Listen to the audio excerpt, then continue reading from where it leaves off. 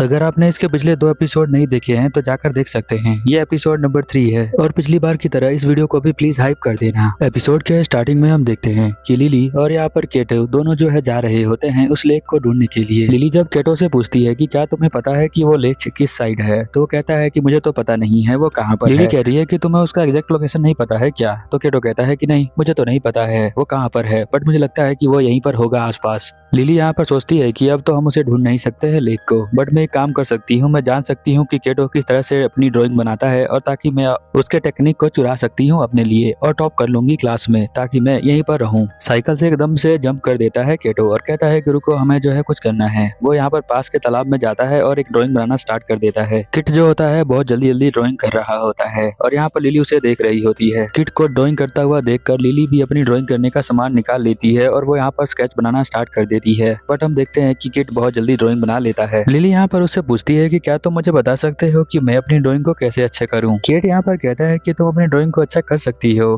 But तुम्हें उसे बहुत ज्यादा फास्ट बनाना पड़ेगा तभी जाके तुम अच्छा कर पाओगी। वो गुस्सा हो जाती है और कहती है अगर तुम्हें नहीं बताना है तो मत बताओ, कम से कम इस तरह के बहाने तो मत दो। लिली उससे बात कर ही रही होती है तभी लिली को भेड़ की आवाज आती है। उन भेड़ों को देखकर वो बहुत ज्यादा एक्साइटेड हो जाती है और कहती है कि क्या वो भेड़ है। किट कहता है कि हाँ वो भेड़ है, तो उससे क्या। बट हम देखते हैं कि लिली यहाँ पर उन भेड़ों को देखने के लिए जल्दी से भागकर उनके पास चली जाती है और कहती है कि कितने क्यूट भेड़ है ये। केट कहता है कि आज से पहले क्या तुमने कभी भेड़ नहीं देखा। लिली कहती है कि नहीं मैंने नहीं देखा है। तो वो बोलता है क्या जापान के अंदर भेड़ नहीं होते। लिली कहती है कि होते तो हैं बट इस तरह से दिखाई नहीं देते खेतों के अंदर। लिली कहती है कि अरे वहाँ पर एक डॉग भी है। तो केट कहता है कि वो डॉग हेल्प करता है भेड़ों को उनकी जगह पर ले जाने के लिए। वो भेड़ों को और ज्यादा पास से देखना चाहती है लिली, तो जाती है फार्मर्स के पास। फिर हम देखते हैं वो जा रही होती है और मुर्गियों की ड्राइंग बना रही होती है।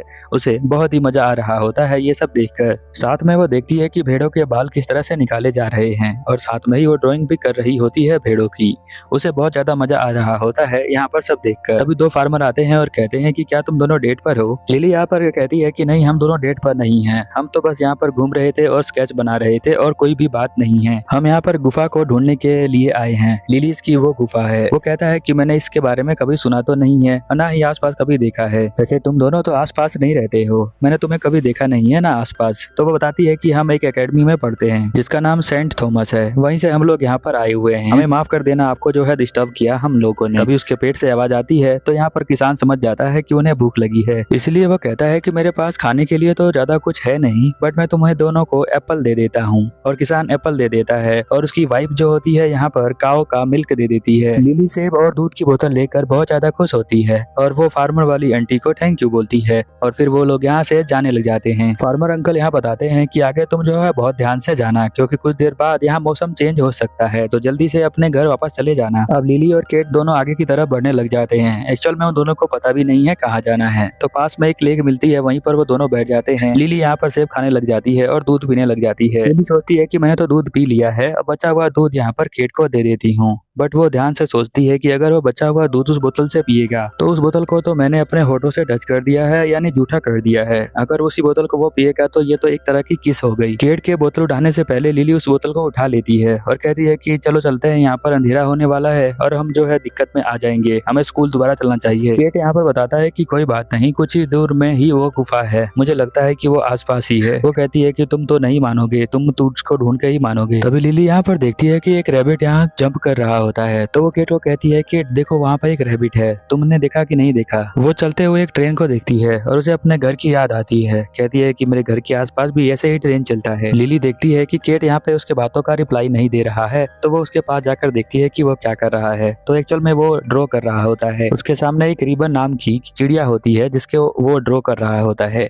ये देखकर लिली सोचती है कि मैं भी ड्रॉ करने का ट्राई करती हूँ। वो जापान में मिलने वाली एक खूबसूरत ब्रश का यूज करती है जिसे ड्रॉ करना थोड़ा मुश्किल होता है और चलाना भी, बट उसे चलाना आता है। केट ने पिछली बार कहा था कि उसे फास्ट ड्रॉ करना है, तो इसलिए वो बहुत फास्ट इस बार चिड़िया को ड्रॉ करती है। फिर हम देखते हैं कि केट उसको देखने लग जाता है और कहता है कि तुम्हारी चिड़िया तो काफी ज्यादा सुंदर है। लिली कहती है कि तुम मेरा मजाक उड़ा रहे हो ना, मुझे पता है। केट कहता है कि नहीं, मैं तुम्हें बता रहा हूँ कि तुमने ड्राइंग बहुत अच्छी बनाई है। स्केच को देखकर लगता है कि ये चिड़िया अभी कुछ देर में ही उड़ जाएगी, बहुत ही रियल लग रही है। वो कहती है क्या तुम सच में बोल रहे हो सही। केट कहता है कि हाँ सच बोल रहा हूँ। वो बोलता है कि किस ब्रश का यूज किया है, तो वो अपना अपना ब्रश उसको देती है और कहती है तुम बनाकर देखो। ब्रश को चलाते वक्त कस के दबा देता है तो वो बोलती है कि इसे दबाना नहीं है, बिल्कुल हल्के प्रेशर से यूज करना है। लिली अपने हाथों का यूज करती है और उसके हाथों पर रखती है और फिर बताती है कि तुम्हें इस ब्रश को किस तरह से चलाना है। और वो जब चलाता है तो एक चिड़िया बनाता है जो कि कुछ ज्यादा अच्छी चिड़िया नहीं होती है, बट यहाँ पर वो बहुत ध्यान से देख रही होती है लिली। फिर वो कहती है कि तुम्हारी चिड़िया तो मुझसे भी ज्यादा अच्छी है।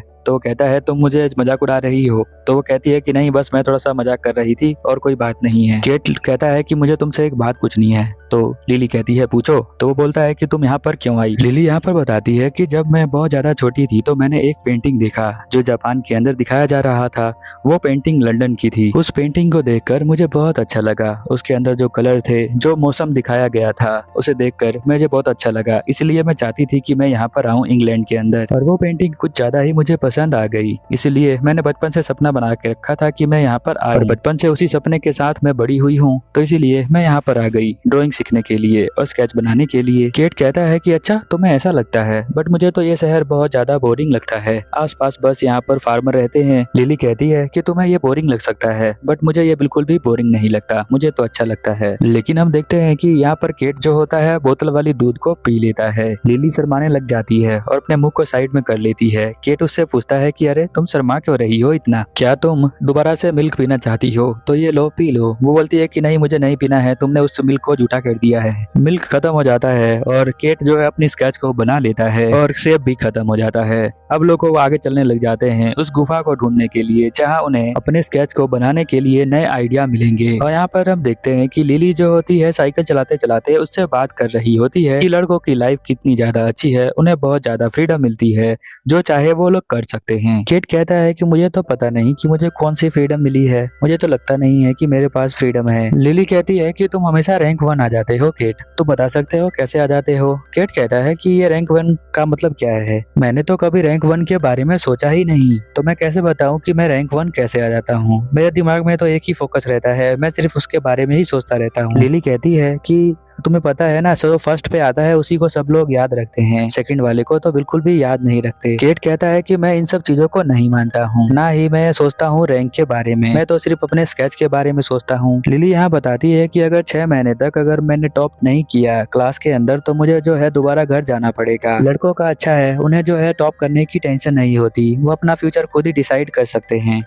केट कहता है कि वैसे चूज करने का किसको फ्रीडम है, किसी को भी चूज करने का कोई फ्रीडम नहीं होता। अभी हम लोग इसकी बैक स्टोरी नहीं जानते हैं केट की, इसीलिए। पर लिली का ध्यान उसकी बातों पे होता है, इस वजह से साइकिल जो है नीचे गिर जाती है और वो सही से संभाल नहीं पाती है और दोनों नीचे गिरते हैं और साइकिल की जो चेन होती है वो टूट जाती है। अब यहाँ पर लिली कहती है कि केट तुम्हें चेन लगाना आता है क्या? केट कहता है मैंने ऐसा काम पहले कभी नहीं किया है, तो मैं बस ट्राई कर सकता हूँ, लगता है कि नहीं लगता है, देखते हैं। वो यहाँ पर साइकिल को उतार रहे होते हैं तभी बारिश स्टार्ट हो जाती है। लिली कहती है मुझे माफ कर देना, मेरा ध्यान रास्ते पे नहीं था, इस वजह से हम लोग नीचे गिर गए। केट यहाँ पर कहता है कोई बात नहीं, तुम मेरे साथ मेरी वजह से आई हो, इसमें तुम्हारी कोई भी गलती नहीं है। लिली यहाँ पर देखती है कि पास में एक जो है रहने की जगह होती है जहाँ पर वो लोग सर छुपा सकते हैं, बारिश से बच सकते हैं। लिली यहाँ पर केट को कहती है कि चलो वहाँ पर हम लोग जाकर बैठ जाते हैं कुछ देर के लिए, जब तक बारिश चलती है तब तक। फिर वो आके वहाँ पर जाकर बैठ जाते हैं। लिली यहाँ पर देखते हैं कि वो बहुत ज्यादा उदास होती है और वो फिक्र भी कर रही होती है साइकिल की।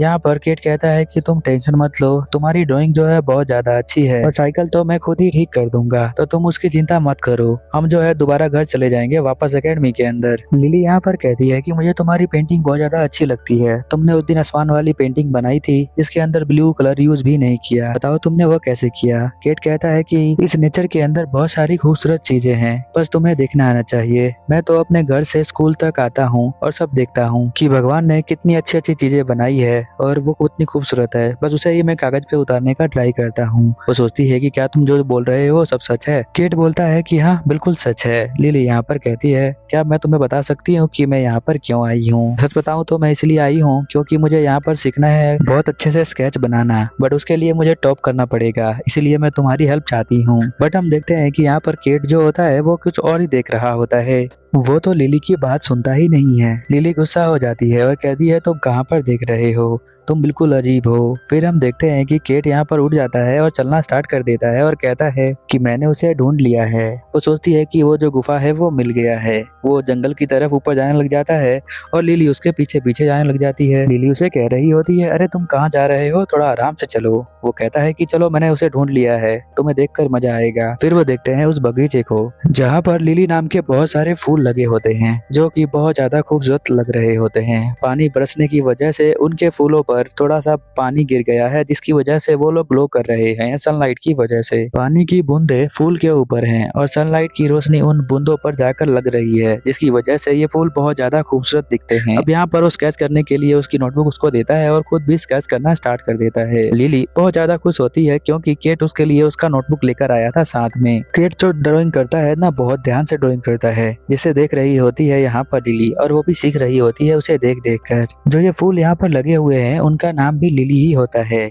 स्टार्टिंग में तो यहाँ पर केट नोटिस नहीं करता है कि लिली का नाम भी लिली है और इन फूलों का नाम भी लिली। तभी जो फार्मर वहाँ मिला था जो उन्हें खाने के लिए दे रहा था वही फार्मर यहाँ पे ही आ जाता है और कहता है कि तुम लोग अभी तक एकेडमी नहीं गए अपने, और क्या तुम्हें वो गुफा मिल गई। यहाँ पर लिली कहती है कि नहीं अभी तक नहीं मिली है। तो वो पूछता है कि तुमने उस गुफा का नाम कहाँ से सुना है। तो लिली केट से पूछती है कि केट तुमने जो है उस गुफा का नाम कहाँ से सुना है, जरा बताओगे। केट कहता है उसका नाम मैंने 2 जगह से सुना है, एक तो मैंने बुक में उसके बारे में पढ़ा था और दूसरा हमारे जो टीचर है ब्रेंट उन्होंने हमें बताया था। लिली यहाँ पर गुस्सा हो जाती है और कहती है ब्रेंट नाम का जो प्रोफेसर है वो तो अजीब अजीब बातें करता है, तुम उसकी बातों को सीरियस कैसे ले सकते हो। केट कहता है ऐसा नहीं है, वो प्रोफेसर जो है हिस्ट्री की बातें करता है, हिस्ट्री के फैक्ट वो बताता है। फार्मर यहाँ पर हंसना स्टार्ट कर देता है और कहता है कि तुम दोनों बहुत ज्यादा लवली कपल हो। तो वो यहाँ पर कहती है कि हम दोनों कपल नहीं हैं। फार्मर कहता है चलो मैं तुम्हें छोड़ देता हूँ। और लिली और यहाँ पर केट दोनों जो है अपने एकेडमी में जाने के लिए तैयार हो जाते हैं और वो जा रहे होते हैं। तभी केट रास्ते में कहता है अरे मैं तो भूल गया था कि इस फूल का नाम भी लिली है और तुम्हारा नाम भी लिली है। अगले दिन स्कूल में हम देखते हैं कि लिली और यहाँ पर केट के बारे में ही बातें हो रही होती हैं कि यहाँ पर उसकी दोस्त जो है ब्राउन वो बोलती है कि तुम रात भर उसके साथ ही थी क्या, शाम को आई थी वापस, तुम्हारी डेट तो मस्त हो गई है ना लिली। लिली कहती है कि नहीं वो तो बहुत ही अजीब है और बच्चे वाली हरकतें करता है, मैं तो उसके साथ नहीं जाना चाहती हूँ। ब्राउन कहती है तुम्हारे पहले डेट पर ही बारिश हो गई थी, कितना ज्यादा रोमांटिक है ना ये, देखो तुमने ड्रॉ भी किया है, ये भी बहुत ज्यादा अच्छा है। लिली यहाँ पर देखती है केट की आराम से सो रहा है, उसे कोई टेंशन ही नहीं है ड्राइंग बनाने की। वो उसको देखती है गुस्से में। तभी याद आता है कि उसने जो कहा था उस बैलगाड़ी पे बैठकर कि लिली तुम्हारा नाम जो है बिल्कुल फूल की तरह है, इस फूल का नाम भी लिली है और तुम्हारा नाम भी लिली है, दोनों का नाम सेम है, यानी लिली को फूल की तरह कंपेयर करता है। तो वो बहुत ज्यादा शर्मा जाती है। अब वो क्लास में एकदम से खड़ी होती है और कहती है कि आने वाले समय में मैं नंबर 1 पे आऊंगी। ये एपिसोड यहीं पर खत्म हो जाता है। तो प्लीज चैनल को